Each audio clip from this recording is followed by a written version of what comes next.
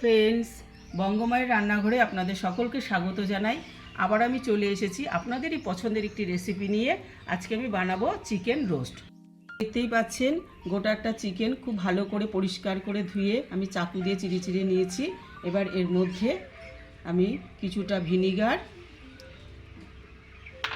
আর গোলমরিচের গুঁড়ো খুব ভালো করে মাখিয়ে আধা ঘন্টা ঢাকনা দিয়ে রেখে দিতে হবে।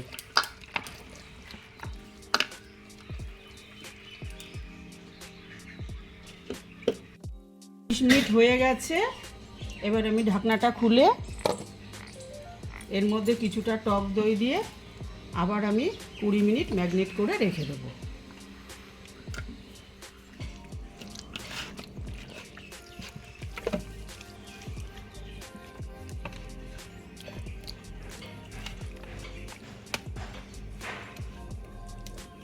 মিনিট হয়ে গেছে। এবার আমি এক এক করে এর মধ্যে মশলা মাখাবো।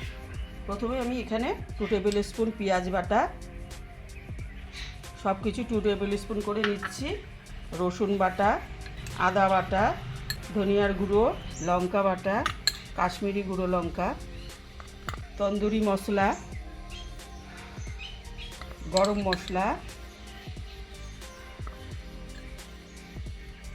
পরিমাণ মতো লবণ। এবার এগুলো সব কিছু দিয়ে খুব ভালো করে আমি মাখিয়ে নেব।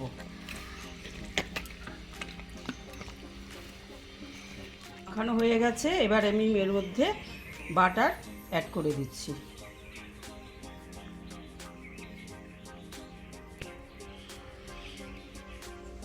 বাটার দিলে খুব টেস্টি এবং খুব সফট হবে।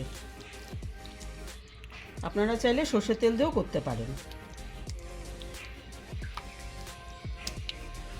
এইভাবে আমি 2 ঘন্টা ম্যারিনেট করে রেখে দেবো। চলে এসেছি 2 ঘন্টা পরে।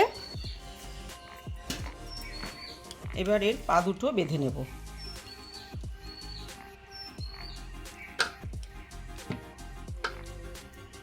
দেখতেই পাচ্ছেন আমি পা বেঁধে নিয়েছি। এবার এটাকে আমি কয়লার আগুনে ফ্রাই করব, খুব আস্তে আস্তে করে। আপনারা চাইলে গ্যাসে বা কাঠের উনুনেও করতে পারেন, কিন্তু আমি এখানে একটা টিনের উনান বানিয়ে যে কয়লার উনানে আমি এটা ফ্রাই করে নেব।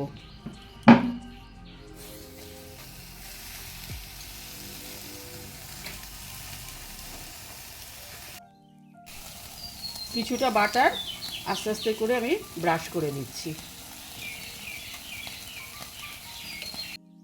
পোড়া হয়ে গেছে, আমি এপিট এপিট করে নিয়েছি।